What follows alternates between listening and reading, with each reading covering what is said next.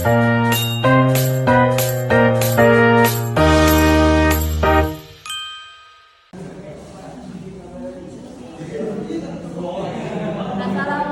warahmatullahi wabarakatuh.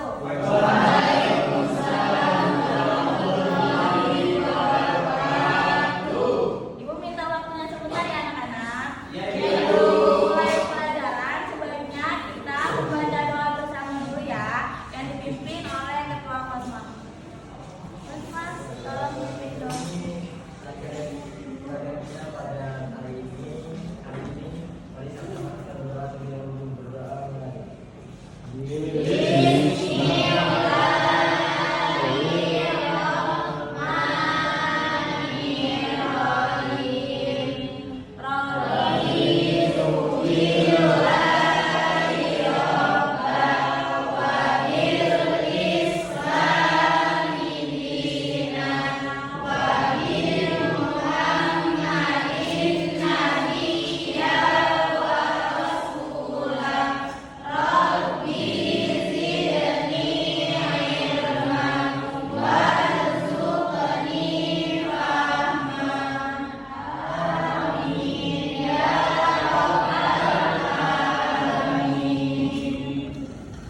Anak-anak siap buat belajar hari ini?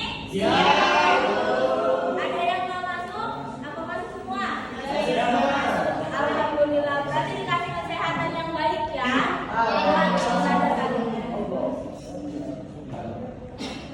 Sebelum masuk ke materi, Ibu mau kalian membaca surat An-Nahl ayat 125. Coba dibuka dulu Al-Qur'annya. Yang punya Al-Qur'an digital, ayo dibuka dulu. Ayat 125. Ibu mau semua baca dari ayat 125 bareng-bareng.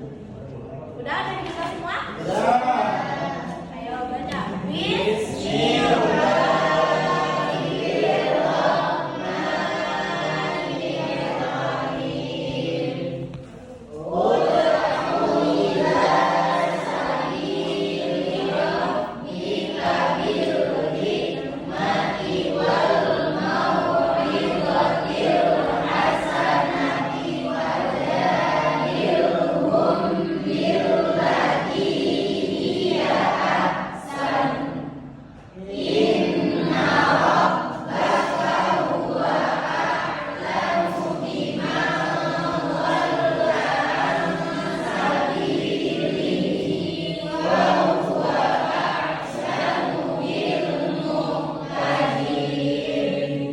Sekarang Ibu minta satu orang buat baca artinya.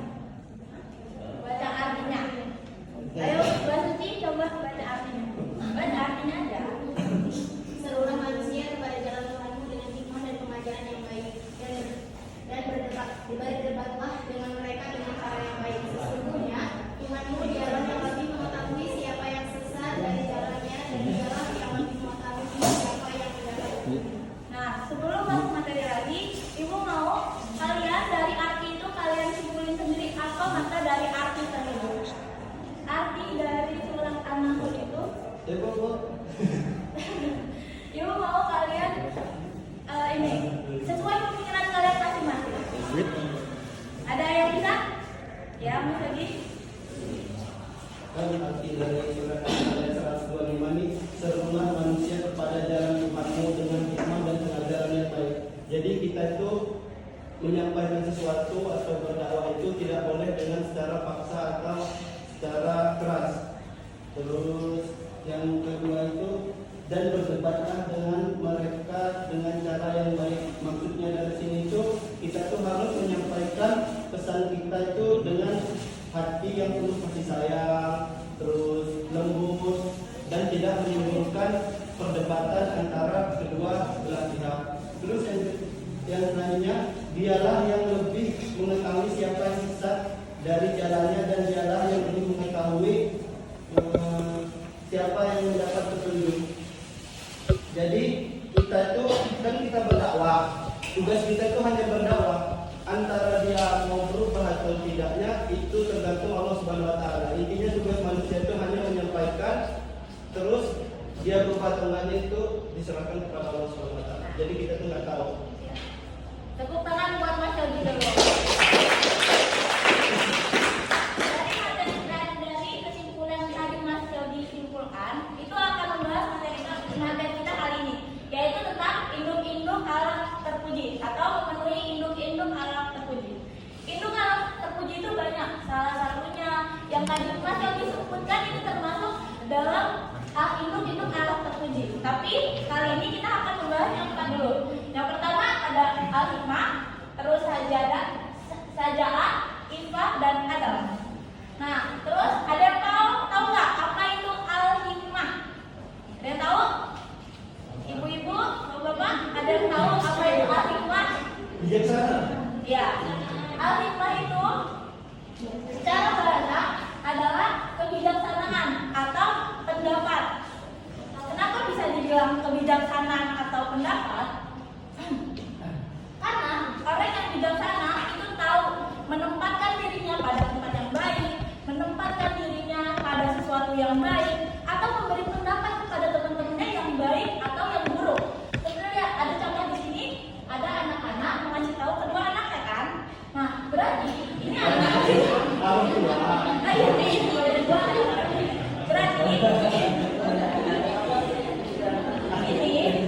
anak ini sedang mengajarkan hal-hal yang baik atau hal-hal yang baik kepada anak-anak yang memberitahu, mengasih tahu. Itu adalah bentuk dari bentuk dari apa? Ya makanya sebagai umat muslim yang baik, kita harus sudah mulai menanamkan sifat al-hikmah itu dari diri kita. Karena akhlak yang baik itu akan memenuhi akhlak-akhlak yang lainnya, dan akhlak itu termasuk juga dalam konsep dalam ini fondasi utama di dalam diri kita. Jadi kan kalau kemarin kita membahas tentang tauhid, ada yang ingat? Ada yang ingat nggak? Kemarin ada pembahasan tentang tauhid, ada yang ingat? Nah, kalau fondasi tauhid itu kemarin kan tentang kondisi utama. Kalau misalkan akhlak juga termasuk kondisi utama. Jadi orang yang berakhlak harus bertauhid, orang bertauhid juga harus berakhlak. Karena kalau nggak balance nanti akan menjadi akhlak yang tidak baik. Terus yang kedua ada saja'ah apa? Saja'ah. Apa itu saja'ah? Dalam bahasa Arab, saja'ah itu keberanian. Artinya orang yang bersabar.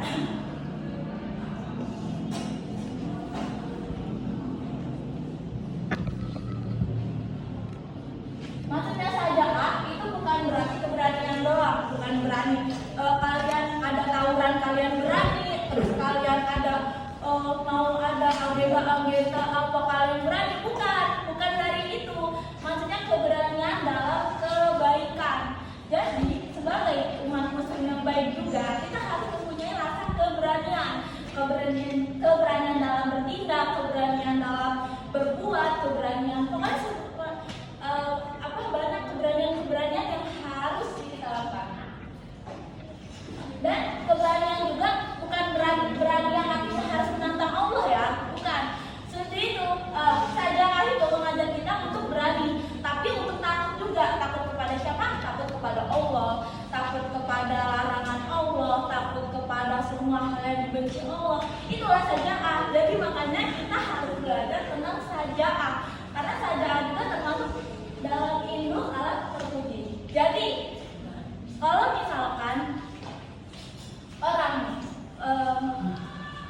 yang dia tuh berani mengambil tindakan, itu termasuk saja'ah bukan? Termasuk bukan? Termasuk. Kenapa? Karena keberaniannya. Tidak, benar. Itu makanya dalam mengerjakan sesuatu kita harus menemukan niat-niat saja'ah seperti dalam surat An-Nahl tadi yang disebutkan sama Mas Yogi.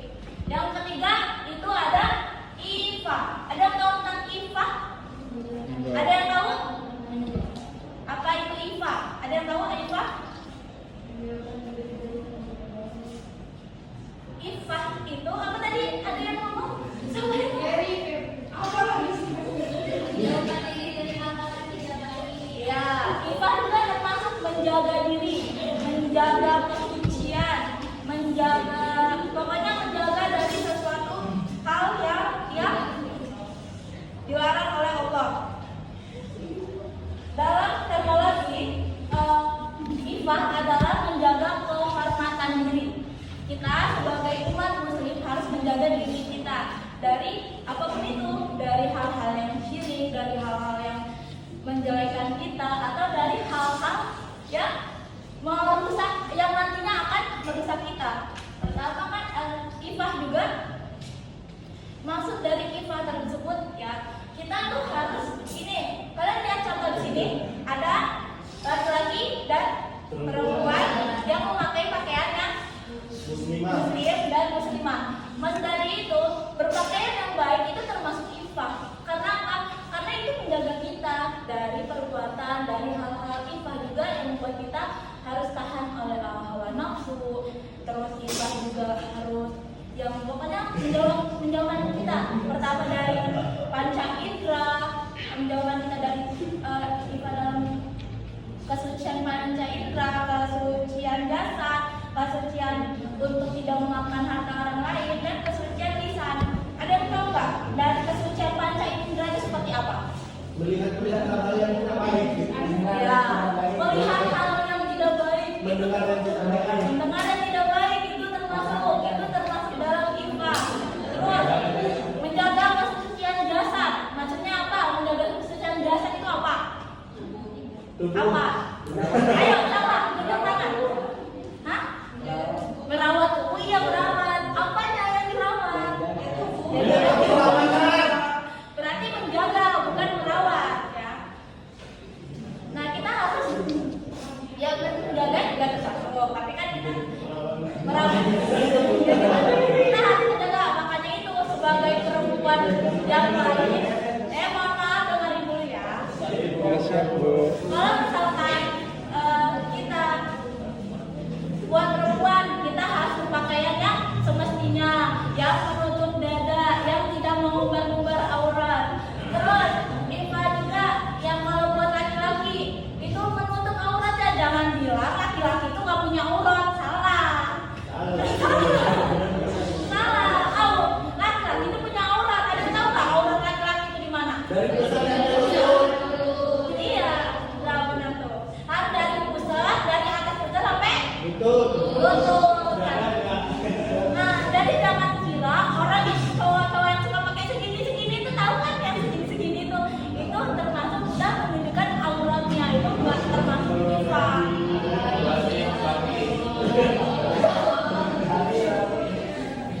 katanya begitu.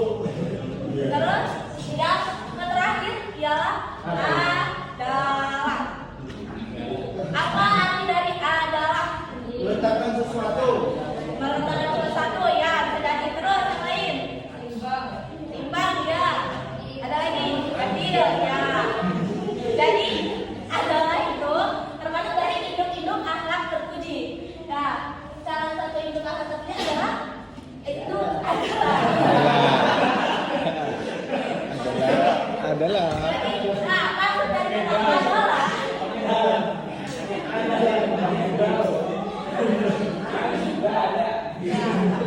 maksud dari kata adalah itu adil. Adil kepada siapa?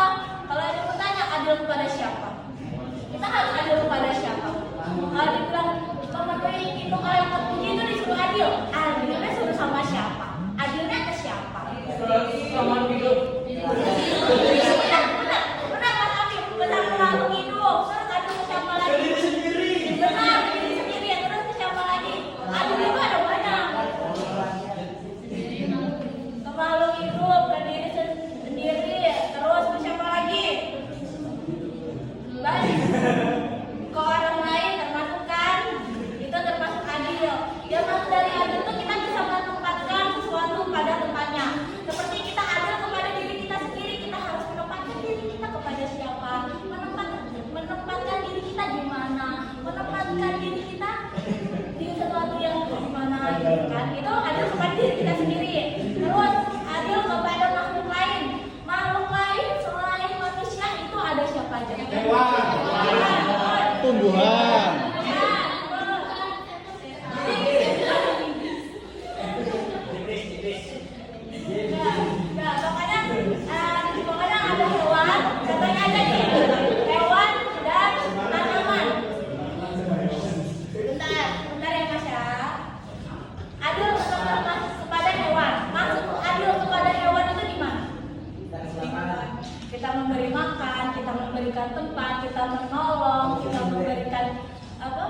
memberikan kasih sayang kepada hewan. Bukan berarti hanya manusia doang yang butuh kasih sayang ya.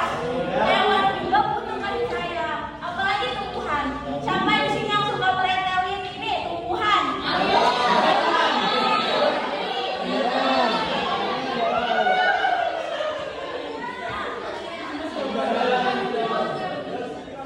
Itu nggak boleh ya.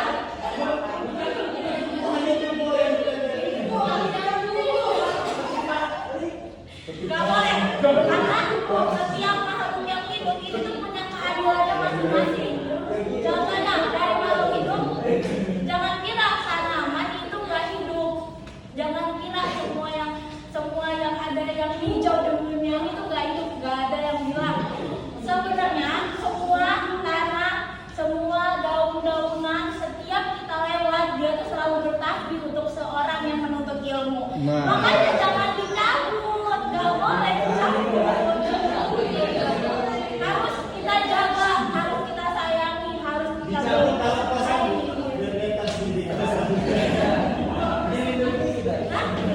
Mama tak perlu jadi pentas sendiri. Sabar ya. Ada Mbak Saki nanya, apa Mbak Saki? Katanya nanya apa? Jadi kalau misalnya tanamannya itu basah nggak bisa ya? Nah, beda lagi kalau itu kan sesuatu. Kalau misalkan yang berbau, yang sebetulnya beracun, ya kalau kita itu berarti kita malah nggak adil sama diri kita.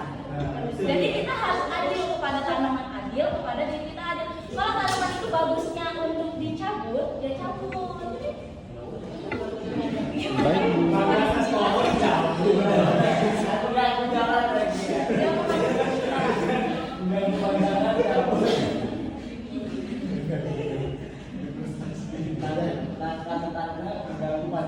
Nah, itulah dari semua induk-induk alat terpuji. Kalian paham tentang induk-induk alat terpuji? Paham? Kalau ada yang kurang jelas, silakan bertanya.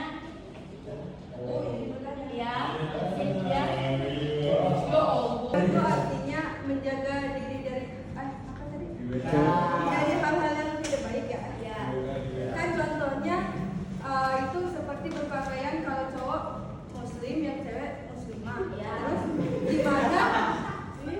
Terus gimana apa ya? Kalau orang yang pakainya terbuka seksi gitu, tapi dia rajin sholat itu kayak mana? Nah, itu kan kalau misalkan ifah tadi kan menutup diri. Kalau udah jelas-jelas ifah adalah menjaga kesucian dan kehormatan. Wanita yang baik adalah menutup dirinya dengan pakaian yang baik. Kalau misalkan berarti bukan berarti kita memihak dia berpakaiannya terbuka berarti akhlaknya jelek. Belum tentu, karena kan yang tahu ibadah diterima atau enggak hanya Allah. Tapi kalau dilihat dari induk dari alat terpujinya, dia berpakaian terbuka termasuk ifah bukan? Bukan. Berarti termasuk alat terpuji bukan? Bukan. Ya makanya tadi kan udah dijelasin di awal. Orang yang bertauhid harus bisa berakhlak, dan orang yang berakhlak harus bisa bertauhid karena gak balance.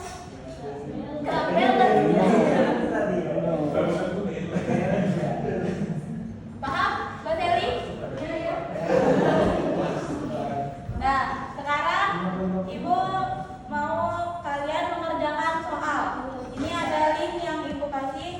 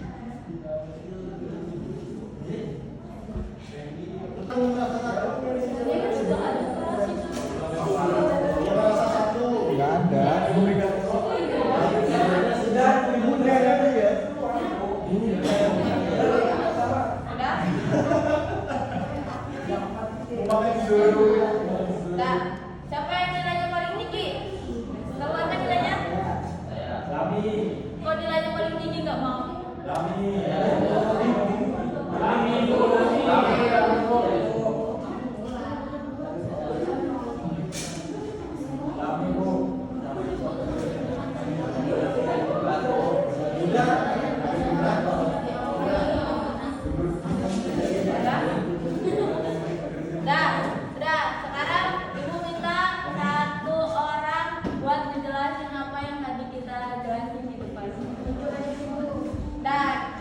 Dan yang mau lewat nilai, cuman karena punya ibunya bermasalah, jadi kita Ibu tunjuk aja ya. Semoga pada paham. Mbak Siva Aulia, coba maju ke depan, jelaskan tentang apa itu al-hikmah, sajak, infak, dan adalah. Secara singkat aja untuk mempersingkat waktu.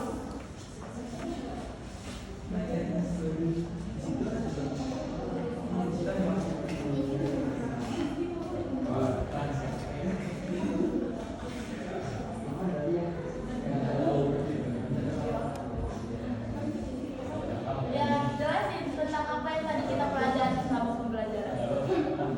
Al-hikmah adalah kebijaksanaan. Pendapat atau pikiran yang bagus. Contohnya kayak mana yang sedang memberitahu kepada temannya. Ya udah cuma pemikiran kamu aja yang apa tadi selama kita belajar. Mana yang sedang memberitahu kepada temannya kebaikan dan keburukan dan menuntut kepada kebenaran dari al-hikmah. Terus syaja'ah, arti dalam bahasa Arab keberanian. Contohnya kayak seorang yang sedang membantu ibu hamil.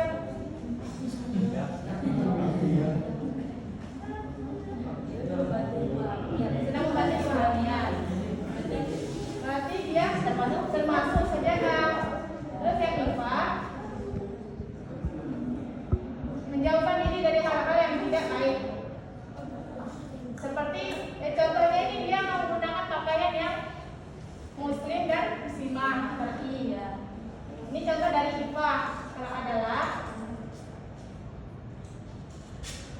memperlakukan hak dan kewajiban kayak yang dicontoh dia adil terhadap orang lain, adil terhadap makhluk, yang rumput-rumput tadi.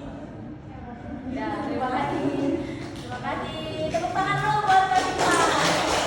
Ya, jadi selama pembelajaran ini semua pada paham kan? Induk alam terpuji.